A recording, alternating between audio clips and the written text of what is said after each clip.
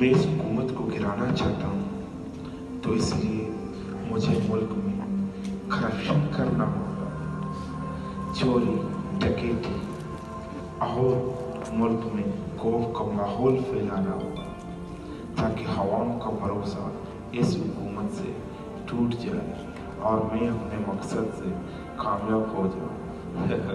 ये सब करोगे आप?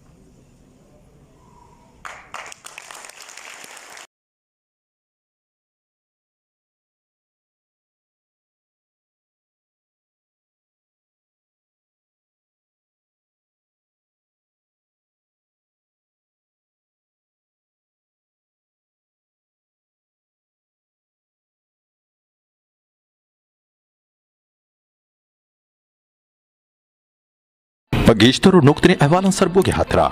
Follow و like بکنید. وش نیوز فیسبوک پیجا و سبسکرایب بکنید. وش نیوز گدروشیا یوتیوب چینلا و بجنید گنٹیه بٹنا.